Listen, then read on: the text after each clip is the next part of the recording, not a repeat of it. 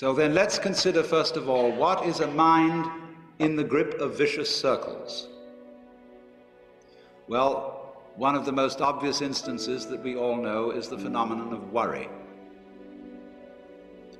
The doctor tells you that you have to have an operation.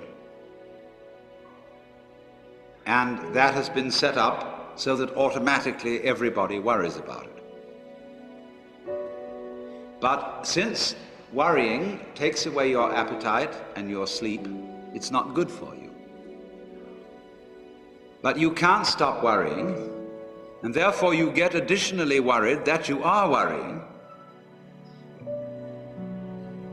And then furthermore, because that is quite absurd and you are mad at yourself because you do it, you are worried because you worry because you worry. That is a vicious circle.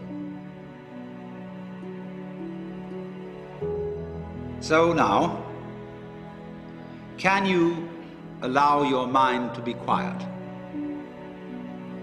Isn't it difficult? Because the mind seems to be like a monkey, jumping up and down and jabbering all the time. Once you've learned to think, you can't stop. And an enormous number of people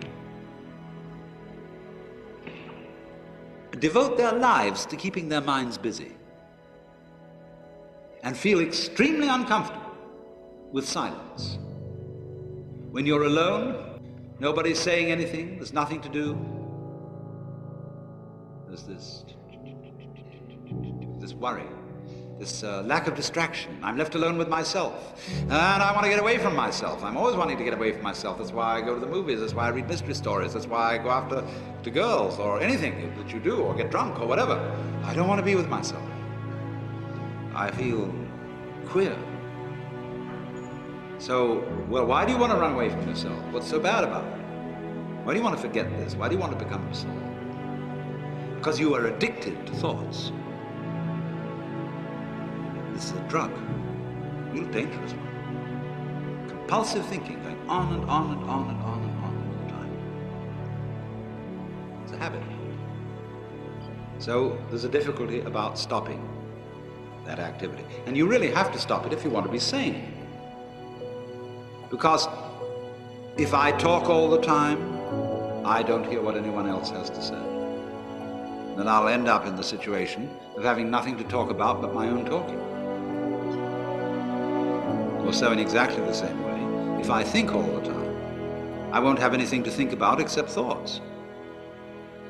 So in order to have something to think about, there are times when you simply must stop thinking. Well, how do you do that? The first rule is don't try to.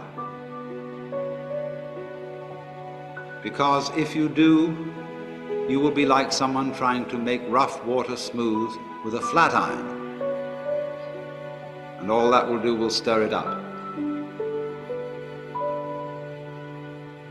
So in the same way as a muddy, turbulent pool quiets itself when left alone, you have to know how to leave your mind alone. It will quiet itself.